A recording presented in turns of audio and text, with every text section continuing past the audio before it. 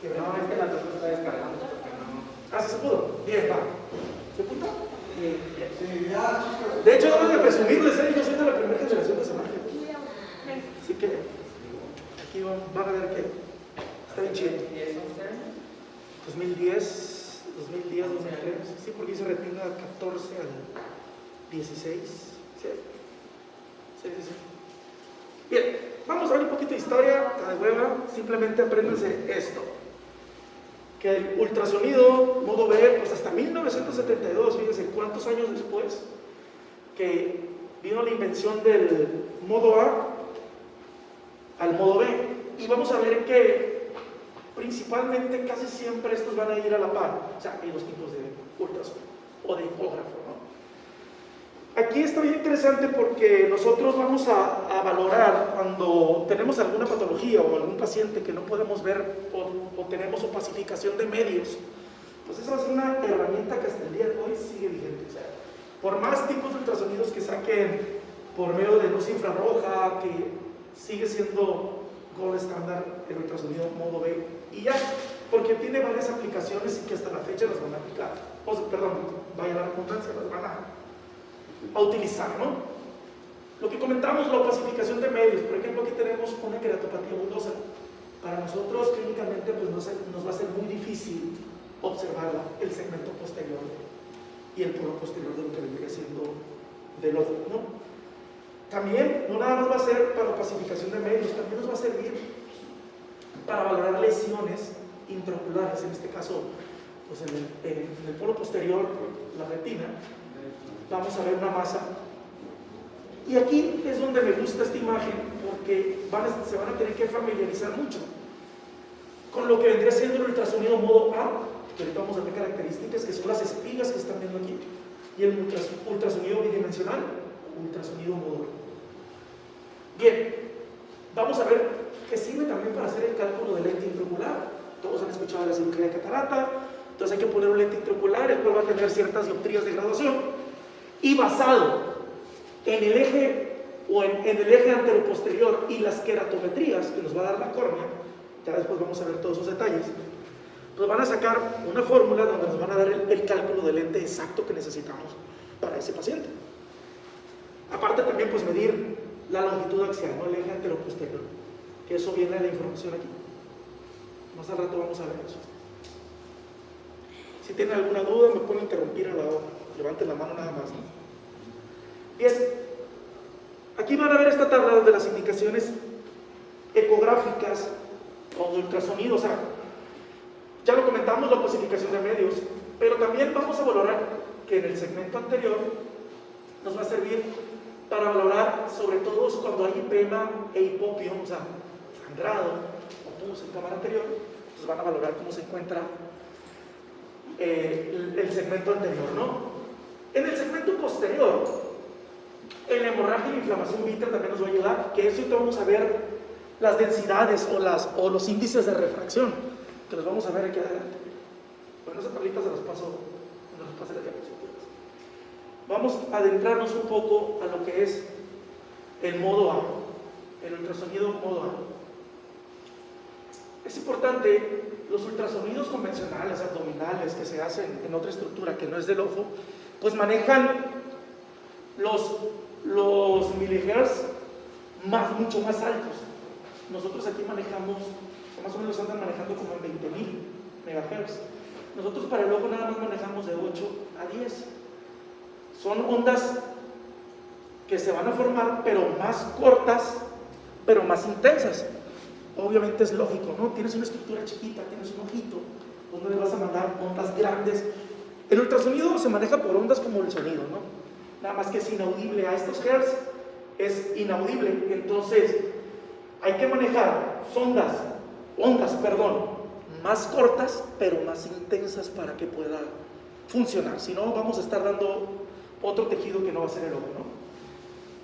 Y eso ya no se tienen que ustedes modificar al momento de llegar a hacer un ultrasonido. El modificar esto ya viene por default. ¿Va? Ahora, ¿cómo funciona? Bien, se va a detener en una interfaz muy sencilla. Yo emito el sonido, el ultrasonido, ¿va? ¿Cuándo se va a emitir el eco? Pues cuando choque con una interfaz. Un ejemplo, chocas con la pared, el rebote, ese es el eco que vamos a tener. Y en base a la estructura con la que nos encontremos, es el tipo de eco que nos va a emitir. ¿Sí queda claro eso? ¿O los enredé más? ¿Me están siguiendo el rollo porque se están durmiendo? Bien. Ya lo comentamos, la representación acústica unidimensional, que es el ultrasonido modo A. Y aquí esta espiga es bien importante que se la memoricen. Esta sí es bien importante. Cuando nosotros tenemos una sonda, creo que por acá está la imagen, como esta es la sonda del modo A. Obviamente hay que poner metilcelulosa para no dañar la superficie ocular. Casi siempre la posición tiene que ser acorde al eje visual si queremos tener un buen dato. Bien, cuando nosotros ponemos la sonda, pues vamos a tener estas espigas, ¿no? La córnea, la cápsula anterior del cristalino, la cápsula posterior del cristalino, la retina, la coroides y pues ya, órbita, tejidos, ¿no? Eso es un ultrasonido que cuando tenemos estas estructuras en un ultrasonido modo A, ya podemos pensar que estamos haciendo un ultrasonido bien. Ahorita vamos a ver las cuestiones de velocidad y las cuestiones diferentes. Bien, en esta imagen que viene aquí abajo, ¿qué estructura falta? ¿O qué espigas faltan? Compárenlo. Y es porque no hay cristalino, no necesariamente, simplemente lo está evitando al momento. En el momento de poner el ultrasonido, estamos evitándolo, haciendo una proyección más oblicua. Entonces sí, para ciertas, así como está cambiando, sin quererle cambiar, pero miren, aquí está. Así debe ser el ultrasonido, acorde al eje visual. Si queremos ver alguna otra estructura, pues podemos evitar el cristalino y vamos a tener estas estructuras que comentamos, lo que era pues, la córnea y la retina, ¿verdad?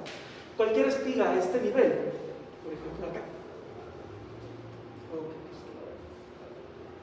ven una espiga que no debe de estar aquí, debe de ser aquí. Puede ser, se me ocurre un ejemplo, no tiene que ser un sangrado porque ahorita vamos a ver las espigas de alta reflectividad y baja reflectividad, pero puede ser vítreo, cineresis vítrea, está ahí. Entonces, esa imagen la vamos a tener. Sí, claro. Sí, es importante que se lo sepan. Más que todo este chorro. Porque es lo que le van a preguntar en el examen, aparte de lo que sacan. Miren. Córnea. Cápsula anterior del cristalino. Recuerda, el cristalino viene envuelto en una cápsula. Cápsula anterior del cristalino. Cápsula posterior del cristalino. Retina. Coroides. Órbita. Por sus siglas en inglés. Órbita. ¿Sí? Retina. Coroides. Órbita. Ya todo esto son defectos pues, de la órbita. ¿Esta que está aquí en medio? Bueno, puede ser pues, lo que les comentaba, puede ser vitrio, sino que la puse para que vean que así, aquí, cuando el vitrio puede ser un sangrado, puede ser el mismo vitrio, la gelatina que rellena el ojo, puede ser. Y es lo que dice que los ecos, en el modo A, van a estar representados por espigas. Pero esta es la espiga, es lo normal que ustedes pueden ver. Esto puede ser, incluso puede ser interferencia. El mismo vitrio, ¿va? Y la altura de las espigas representadas indica el valor. O sea, si ustedes ven una espiga, por ejemplo, más alta, pues nosotros vamos a valorar si es de alta reflectividad o si es baja, de muy baja reflectividad. Y eso lo vamos a ver, aprender a distinguir conforme la experiencia que vayan agarrando, porque van a decir, mira, parece de movitrio. O sea, es que aceite de silicón que utilizamos nosotros para operar la retina. Entonces, todo eso tiene su velocidad, tal lo vamos a ver. Su índice de refracción, perdón. Y lo que les explicaba hace rato, entonces, tú emites la sonda, emite sonido, se va, choca con la última estructura que tiene, y al chocar crea la interfase y produce los ecos, el cual va a regresar a la misma sonda y se va a proyectar en una pantalla que tienen ustedes un monitor, como un electrocardiograma. Pues. Bien, algo importante. Y tu mono está. Bien, modo A. Hay un dato que se maneja aquí, siempre va a estar ahí, que es la velocidad media. La velocidad media se me hizo muy importante que lo supieran. Como definición, calcula el tiempo que tardan los ecos en mover la sonda. ¿A qué voy con esto? No es lo mismo que yo emita una señal, un impulso. En la cámara anterior va a tener, eso ya está, eso yo no lo inventé, eso no es que tengan ustedes que, se lo tienen que aprender, pues vaya, o van a agarrar su tumbaburro, van a sacar su, ya está esto por default. Por ejemplo, la cámara anterior tiene una velocidad de 1532 milímetros por segundo. Casi todos los ultrasonidos ya vienen por default. Cuando tenemos aceite de silicón, que tengamos, Jesús ya sabe, lo modifica, pues ya vienes, por ejemplo, el aceite de silicón tiene esta velocidad, entonces tú lo tienes que modificar antes de hacer un ultrasonido. O a veces ya los equipos modernos, tú nada más a mí me tocaba que yo lo tenía que modificar manualmente. No sé, todavía lo están modificando, ¿ya? Sí. ¿Ya por default? No, se tiene que modificar, porque si no van a tener falsos positivos. O sea, les va a dar algún diagnóstico, por ejemplo, el aceite de silicón. Ah, mira que lo puse, el aceite de silicón. Les va a dar un eje anteroposterior más corto. O sea, como si tuvieran un ojo más pequeño de lo normal. Como quien dice, les recorrería la retina hacia acá. Y no es la retina, es el aceite de silicón. Porque no modificaron su velocidad. ¿Sí me voy a entender con eso? Igual los desprendimientos de retina y eso. Algunas alteraciones que vamos a ver al momento de hacer un ultrasonido. El ángulo de incidencia. La imagen está, acá está. El ángulo de incidencia debe de ser así. Si lo hacen así, pues les va a dar otra información que no. Bien. La ganancia. Este dato lo van a poner aquí. La ganancia. De repente vemos residentes que porque nos están ajustando en quirófano y nos dicen, apúrense con el cálculo del lente, o apúrense, y aumentan la ganancia para que salga más fácil el ultrasonido. Metes más potencia,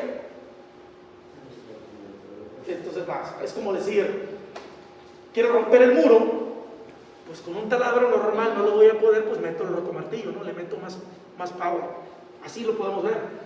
Pero sin embargo, tienes que saber cuándo vas a modificar esa ganancia. Por ejemplo, a mayor ganancia, o sea, si yo le aumento la ganancia, es más sensible el equipo. Por ejemplo, ¿cuándo lo podemos hacer en las cataratas muy densas? Cuando tenemos cataratas muy densas, le vas a querer hacer ultrasonido y no te va a dar la información. Vas a estar batallando. Aumentas la ganancia, pues ya te va a salir el ultrasonido. Pero sin embargo, en las cataratas o en los hemovitrios, tienes que bajar un poco la ganancia, porque pues no es tan denso un hemovitrio comparado con una catarata. A mayor densidad, mayor ganancia. Ese es un principio.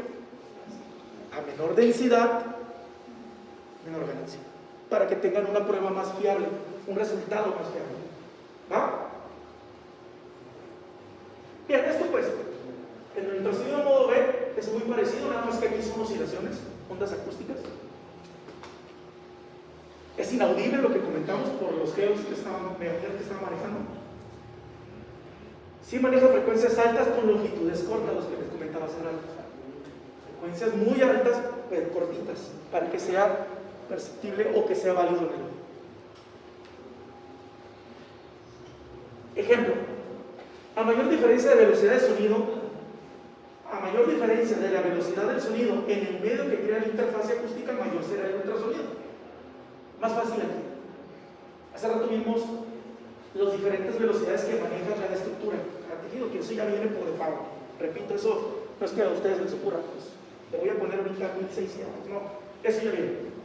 Simplemente ustedes tienen que aprender. Bien, si yo tengo una velocidad en el cristalino de 1641, pues va a haber mayor eco al estar cerca del humor acuoso. ¿Por qué? Porque tienen mayor distancia de velocidad. O sea, comparado uno con el otro, tiene mayor distancia, y aquí se lo dicen. El hemovitrio la tiene de 1550.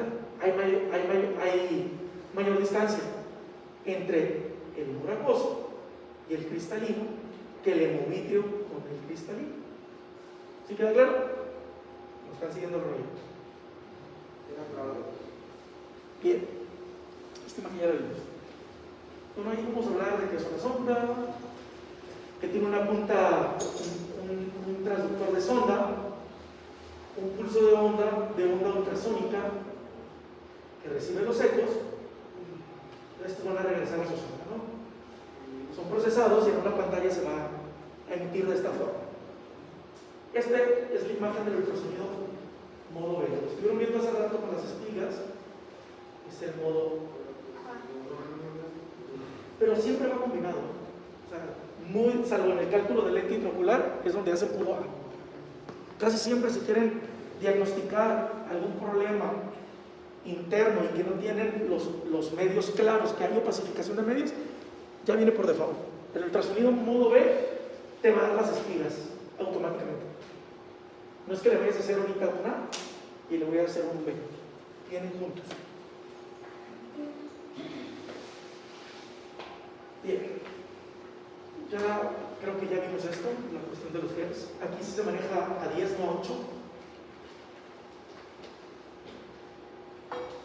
Ahorita vamos a ver algo de la sonda, y eso sí se me hace importante, porque de repente los ves haciendo ultrasonido y el ultrasonido, una marca que les voy a decir ahorita, no la toman en cuenta. Bien. Aquí casi todos, cuando yo veo que hacen ultrasonido, incluso yo lo llegué a hacer, lo hacen con el párpado cerrado.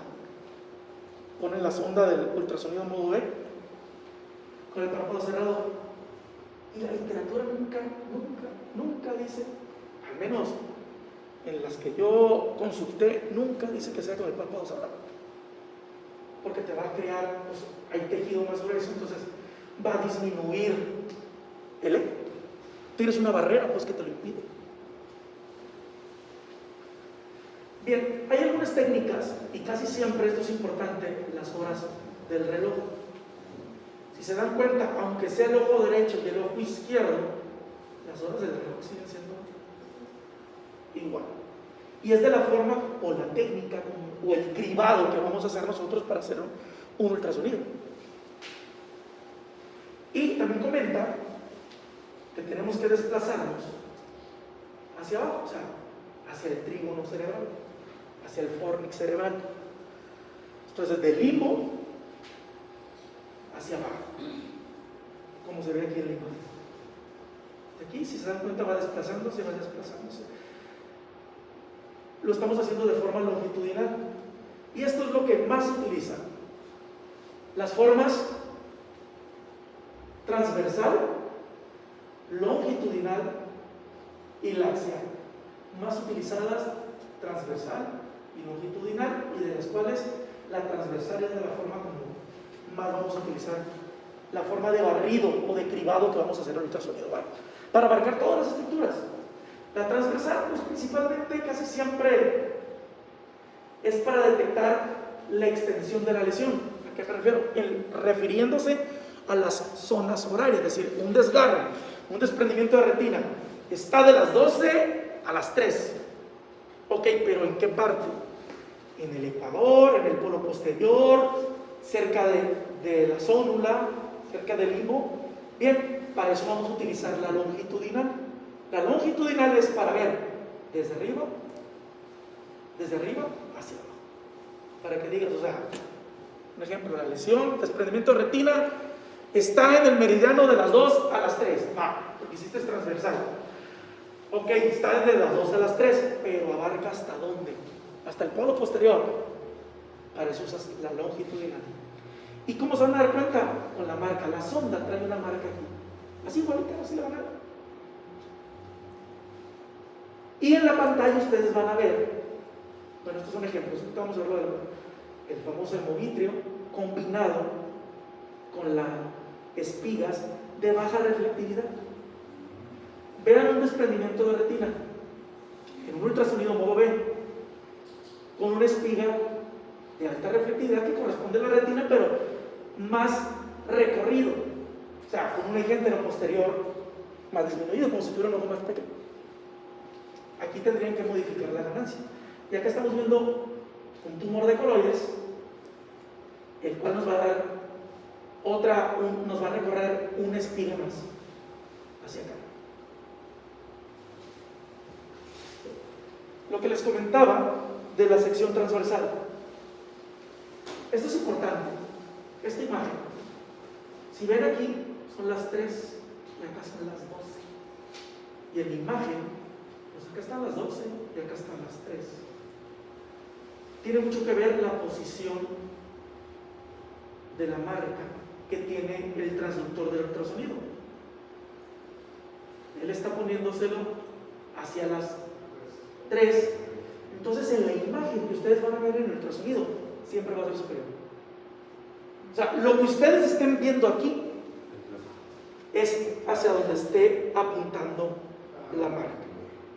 Si yo la marca la tuviera a las 12, o sea aquí, algo importante también, si ustedes le piden al paciente que vea, ustedes colocan el transductor a las 6, ustedes están evaluando las 12.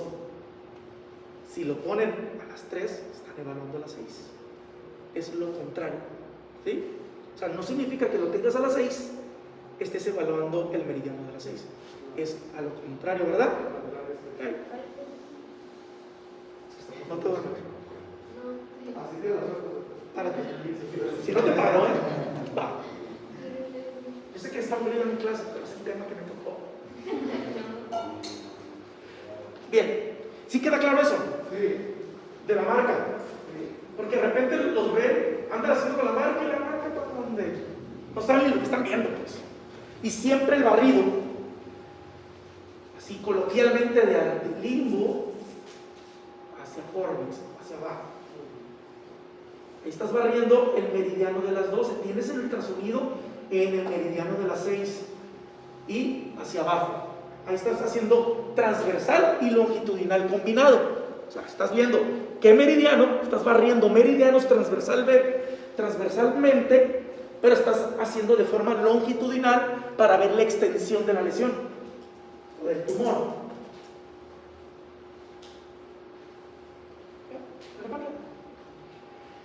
Esta posición son las marcas del ultrasonido. Entonces vamos a evaluar tanto horizontal, vertical y oblicuo. Siempre en sentido de las manecillas del reloj. Lo longitudinal, lo que hablamos hace rato, para ver lo que era la extensión de la lesión. Por ejemplo, si yo quiero medir lesiones horarias, pues sí, voy a identificar que a lo mejor está en el meridiano de las 12, pero sin embargo está la lesión hacia el ecuador, hacia abajo, gracias a la proyección longitudinal.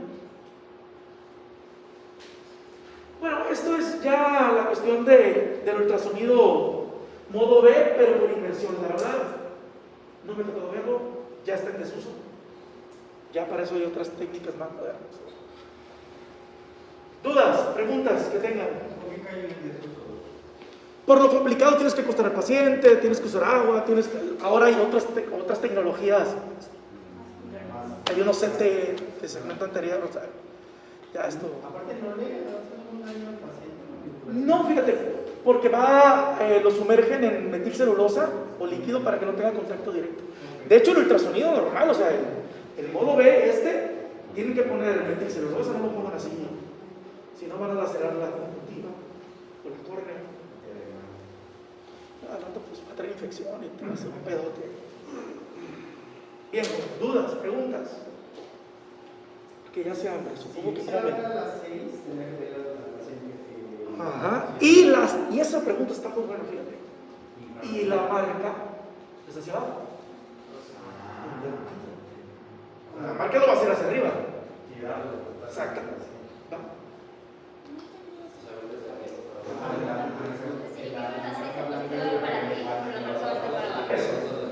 Y si la marca está para arriba. Siempre piensa lo contrario. O sea, el punto siempre va para adentro. Ajá. el limbo. Se gira 180. Es lo mismo así como el ojo cerrado. Sí se puede, pero tú no estás, ahí tú no tienes control, eso es importante, lo del párpado cerrado, porque tú no tienes control qué meridiano estás viendo. O sea, tú nada más viste, ahí está la prueba dinámica que le dices, mueve el ojo hacia la derecha, hacia la izquierda y con el ojo cerrado. Pues tú estás viendo que hay un desprendimiento de retina y que se papalotea y que se ve, pero no sabes en qué meridiano, cuánto abarca la lesión. Eso es como el traumatismo. Ojo, importantísimo también. Un ejemplo, un paciente traumático, no ves nada. Le haces un ultrasonido con el ojo cerrado. ¡Pam! Sí, pues ya sabemos que tiene desprendida la retina.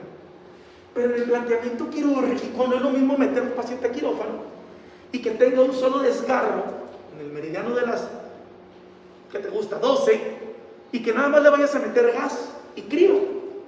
A que tengas que poner una banda porque el desprendimiento de retina es inferior y abarca 2-3 zonas horarias.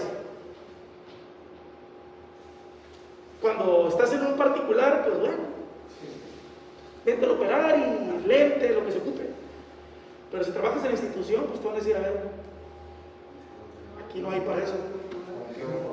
Sí, o sea, te sirve, el ultrasonido es tan útil que te sirve para hacer un planteamiento quirúrgico. ¿Para qué más?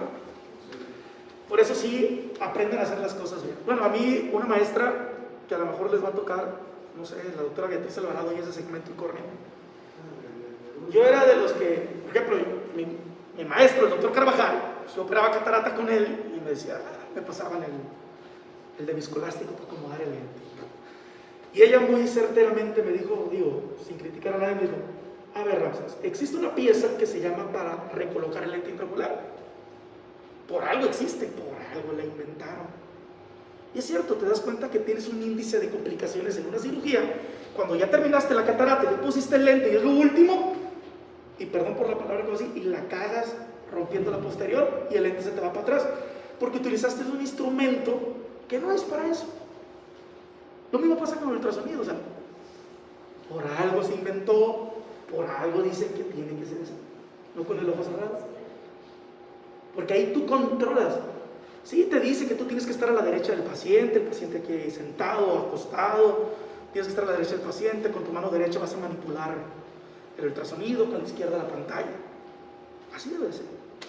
Tienes más control de las cosas, porque la mayoría somos diestros. Digo, el que es zurdo, pues el lado contrario. ¿Va? Pues listo, dudas, preguntas, si no, a comer. Muchas gracias.